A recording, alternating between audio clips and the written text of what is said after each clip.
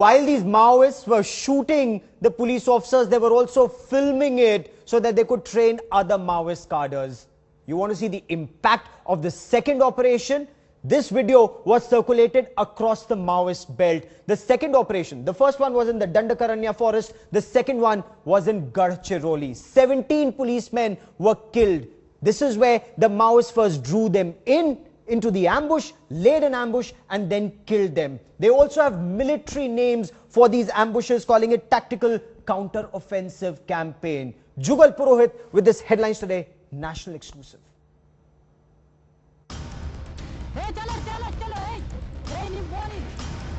This is how you advertise a successful ambush.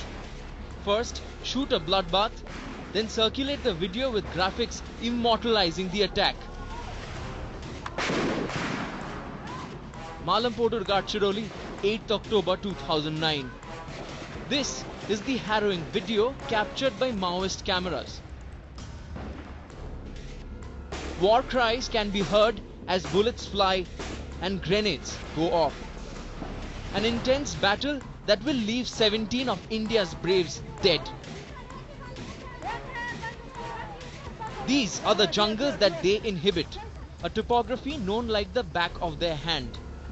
150 of these terrorists are taking up position against 45. Commandos belonging to the highly trained C-60 unit had hardly been 2 miles away from the Lahiri outpost when they were attacked. The C-60 commando unit is raised from local Adivasi youngsters who are given an intensive combat training based on the NSG training manual.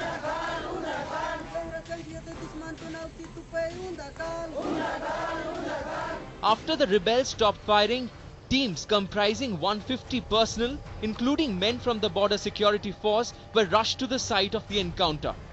They found bullet-ridden bodies of 17 commandos, aged between 25 and 30 years. Whether any Maoists were killed in the encounter was not clear.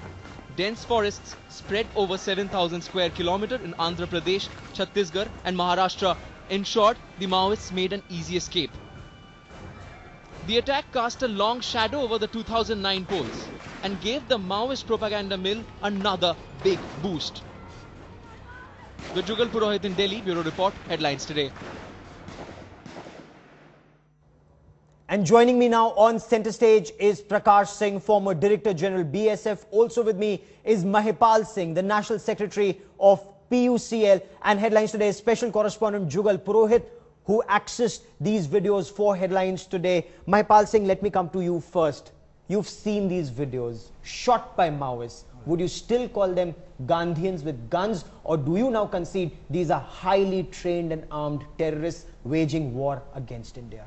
I do not know from where you have got the impression that PUCL calls them Gandhians with guns.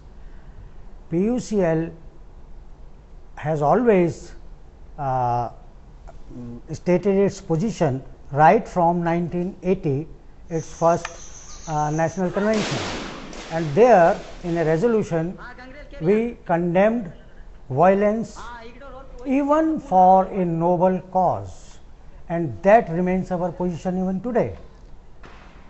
The PUCL is considered extremely sympathetic towards the Maoists. You are seen as somebody, and not the PUCL, I'm talking about rights activists. How many times have you criticized the killing, the massacre of security forces? 76 personnel killed here, say 55 killed there, 30 here, 40 there. Why is it that you never speak up then? Now again, that is another wrong impression that I don't know how it gets there. Every time that a major incident like this happens, PUCL has been issuing press notes. Unfortunately, these press notes are not taken, are not published, or the media and the press doesn't care for us. Otherwise, that is actually not the case. But Prakash Singh, you know, we've been trying to get Arundhati Roy on the show. We try and talk to them. Those who call them Gandhians with guns, will they still continue to do so after watching this video? Well, it will depend upon their level of hypocrisy. I mean, if anybody associating them with Gandhians or with Gandhiji, I think it's a level of, I mean, it's a height of absurdity. Gandhi ji should not be dragged into this kind of murder, mayhem and violence. So, they are I mean Maoist insurgents who have gone berserk and in the process of trying to achieve their revolutionary objectives, I find that they are committing all kinds of barbarities. In fact, the camera has not captured the most heinous barbarities where the eyes were gouged out, Yes.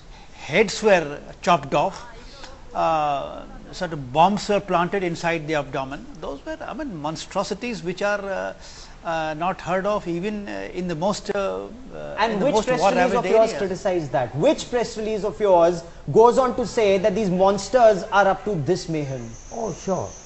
This is our press release dated 7th April 2010. PUCL condemns the killing of paramilitary soldiers in Chattisgarh. When 76 Yes. paramilitary personnel were killed, we issued this statement. PUCL strongly condemns the killing of more than 70 paramilitary soldiers by the CPI Maoists. Look at how barbaric they are. You put grenades in their head, you you gouge out their eyes. This is the kind of monstrosity that these people are up to, which is not even acknowledged anywhere. Jugal, what is the purpose of videos like this? You've been speaking to your sources. What is it that they fear with these videos? Well, Gaurav, the purpose of such videos is absolutely clear, that they not only want to firstly document their so-called glory when they achieve these skills and they steal these arms, but what they are essentially trying to do is they want to drive home a message that these are the jungles and these are the areas where we dominate. Yes. Now, it then doesn't come as a surprise that when in 2006, just before 2010, before the Dantewada massacre, Mr. P. Chidambaram that time had actually offered them to abjure violence, not lay down their arms just 72 for 72 hours, but Yeah. they did not accept that. Thing is, right now they feel that they are so powerful, they've been getting success time and again, they've been looting weapons, and unfortunately the Indian state continues to fiddle around, confused and not being able to give a proper response. This is the reason why they are emboldened and they don't want to talk. Okay. Would you concede, Mr. Singh, that these are, Maoists who are fighting to protect their forests, they're trying to protect their land from industrialists and corporates, and this is perhaps a just fight, and the security forces are actually agents of these big corporates? Look, that was the ostensible object, but I think this Maoist movement has got derailed. It has lost its ideological sheen, and while all this talk about protecting the forests and protecting the land and the water and all that from capitalists and corporates, I mean, this is just a slogan. Mind you, I am not saying that the government is protecting the forest. I am not crediting the government of India with that also. Yes. Government of India is also to blame for whatever I mean, deforestation and handing over of resources of this country to certain corporate houses. I mean, that is a separate story. Government of India cannot be exonerated of those charges. But their plea that they are sort of trying to protect the poor people, and they are championing the cause of the downtrodden, all that is, I think, nonsense, and they are fighting for a state power, and there are a group of people who want to capture Delhi and who want to rule. And even though they have no ideology or no program of what they would be doing once they capture power, it's a purely nihilistic, destructive movement. They want to destroy all that is there. They don't want any development to take place. They want to destroy the state apparatus. After that, what they will do, nobody knows. You concede that point, that Maoists are actually out to destroy this country and take over power in this country. Well, I won't say the same thing in those terms. I would say the problem is that the government has not been caring for the tribals. Now they say, so the tribals will pick up guns and kill security forces and kill whoever comes I am not saying that. I am just saying that because these tribals have been pushed to the wall by the government's inaction, Maoists make use of that to increase sympathizers amongst them. So all the tribals are not Maoists, forget about that. That doesn't happen. If all the tribals had turned Maoist, then the whole state of Chattisgarh and all these 9 states would have been Maoist by now. What action should security forces be taking against such people? Once again, for a moment, Mr. Mahipal Singh, just take a look at what these Maoists are up to, and their faces are very clear here. I once request the producers to just let's listen in to what's happening there. हाँ गंगरेल केरियन हाँ इगडोर और वही तुर्किनो से पूर्ण लात्रम over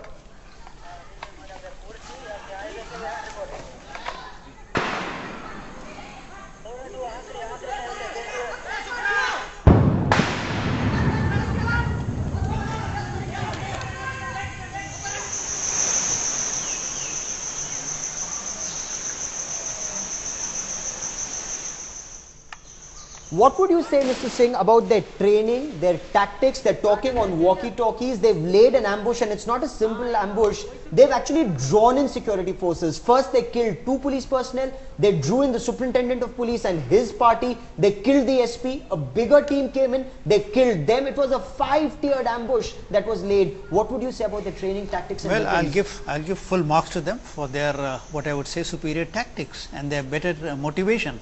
And it is high time that the Ministry of Home Affairs looked into the training of its own paramilitary personnel, and of course the state police are no match to them.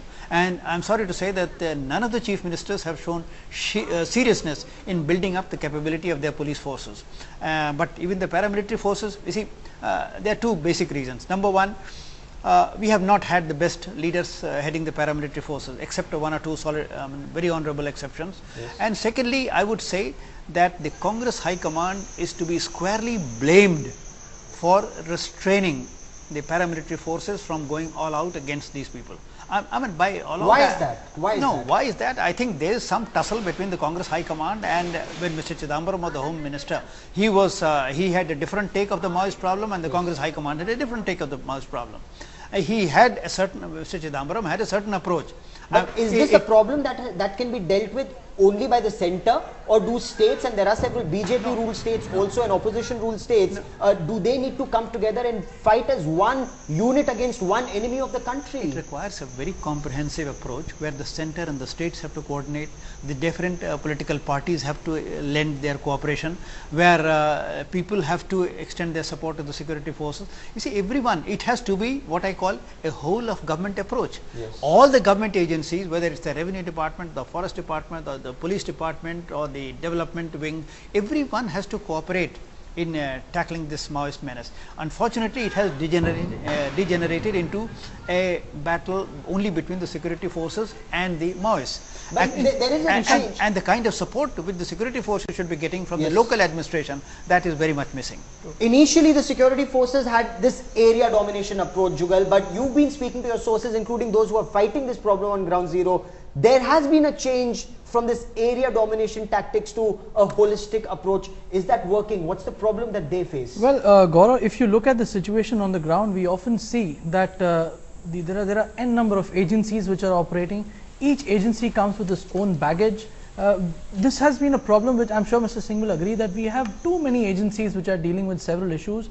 Often we see that, in fact, in Latehar, in January this year, when 10 of our Jawans were killed by the Maoists, we saw yet again that there was just no intelligence that they had. So if you're going to operate in an area where your troops, and they literally told this to me when I met them off the camera, that we are being blindfolded and sent across to just be butchered by the Maoists. We do not have intelligence. Our arms are often useless because we don't know where to shoot. The tribals often look, I mean, there's no distinction between the Maoists and the tribals. So this is one problem. And Gaurav, I would like to say that, with these tapes, it should not leave anybody in any doubt that this is a very well-trained, well-armed guerrilla army. The need right now is to actually segregate the extreme hardcore elements from those who are still sitting on the fence. Now, unless we actually urgently do that, there's a chance that we may actually increase the number of such hardcore elements, and by the time you do that, you're actually damaging your own chances. So that's something that the government needs to do very urgently. Okay. Do you concede, Mr. Maipal Singh, these men who are wielding these weapons, who are fighting a war against the state, need to be neutralized? There is no other way to deal with them.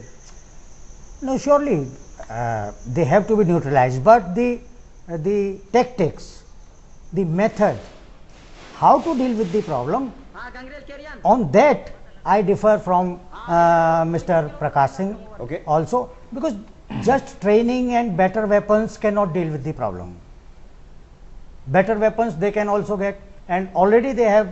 They're looting the state. They're looting, and there are PAs enmical to India who are training and arming them. No, let me complete my point.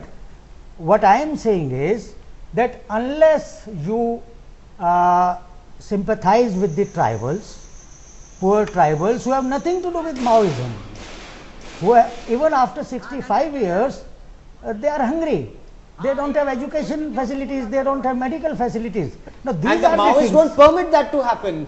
They destroy roads, they destroy schools. So why is it that those Maoists get sympathy from people like Arundhati Roy and the works who still continue to call them Gandhians with guns? On that point, I absolutely don't agree with Arundhati Roy. No, neither does PUCL agree with her.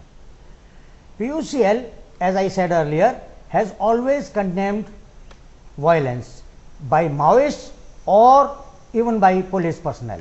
Now, you earlier referred to, just let me complete, you earlier referred to one incident. How many press releases have you? No, I'm not interested in press releases. I'm interested in hard action that needs to be taken to sort this problem out. Just by releasing a press release, the work is not done. In fact, there's one question that I would like to ask Mr. Singh. Our forces often say that, when in Latehar we saw that many of the members who were left behind, I mean, they died, the bodies couldn't be retrieved. And the Naxals actually cut open their abdomens and stuffed bombs and all that. And that now, a common grouse that the forces often have is that in this fight, unfortunately, nobody supports us. The government doesn't support us, and the moment we even kill one unarmed combatant, it doesn't matter who he is. The entire human rights lobby just jumps into it, and they never complain when they get treated like this. Is this a lopsided approach that you take in this war against terror? No. Actually, the government is not looking at the problem in the way it should. You see, unless you care for the tribals, their rights. But there is no dispute in that, Mr. Prakash saying. Nobody is saying don't care for tribals. But how do you segregate tribals from terrorists? No, these Maoists cannot be segregated from them unless you care for these people. Poor people. Care for these people is such a generic term. What is it that in concrete terms? You build a school, they destroy schools. You build telephone tower, they destroy telephone tower. You build rail line, they destroy rail line. I'll tell you. Isn't that what is happening? No, that is happening, but I think there is, we should try to understand the sense behind what Mr. Mahipal Singh is saying, and to that extent I agree. You see, the government, whatever may be in their plans, but if you read the Planning Commission's own reports, the Planning Commission report on land alienation clearly says that the tribals have a feeling of exhaustion. They do not know where to go for redressal of their grievances. This is a Planning Commission report. You see the expert group report on areas affected by extremism. The development paradigm pursued since independence has led to lopsided development, where the benefits of development have been cornered by a particular group of people. Now, you see, that is what perhaps people like Mr. Mahipal Singh should be focusing on instead of this sympathy that we see for Maoists that comes from the rights groups. See, I have said several times we have no sympathies absolutely for the Maoists. Okay. In your opinion, what's the best way to deal with this situation? You see, number one, the guerrilla army has to be neutralized. There can be no two opinions about this. You see, in a state, you cannot have two parallel armies. There has to be only one standing army. So this army, this People's Liberation Guerrilla Army has to be neutralized. But then their neutralization has to be backed. And if it is not backed, then this will not have a long-term positive effect. It has to be backed by sincere efforts of government to give the tribals a sense of justice. A sense they should understand that here is a government which cares for us, which gives us justice, which restores our alienated land, which gives us forest rights. So that sense of justice, I am not talking of development. Tribals are not looking for development.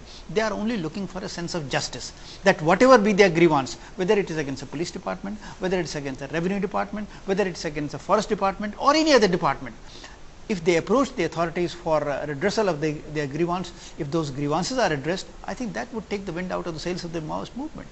And just now, that doesn't seem to be happening at all, would you guys? There's no doubt. In fact, Gaurav, speaking about the situation and the condition of the tribals themselves, I have a statistic here which may come across as a shock to many people, that in last year, in 2012 itself, in Gadchiroli, one district of the entire 83 affected districts, the Maoists had killed 26 civilians, terming them as informers. They've also actually pressurized so many of the elected panchayat members to resign. So the fact is that the Maoists are now becoming an entity which initially they used to say we are protecting the tribals against the state, but now they're not. The people themselves are under threat. And another point, Gaurav, right now is that while we are talking about the military aspect of it, one very critical issue which Mr. Singh was also highlighting is that we are not supporting our troops adequately, because when the troops reach there, they are there for a purpose. They are supposed to ensure that the governance follows, the redressal system that Mr. Singh is asking for follows. But today, shockingly, there's a 30 to 40% bureaucracy is just not ready to move in. So this is another area which the government needs to sort out, and it's not doing that right now. And that holistic approach that Mr. Prakash Singh was talking about perhaps is the need of the hour. For the moment, Mr. Prakash Singh, Jugal Purohit and Mr. Mahipal Singh, many thanks for joining me here on this center stage debate.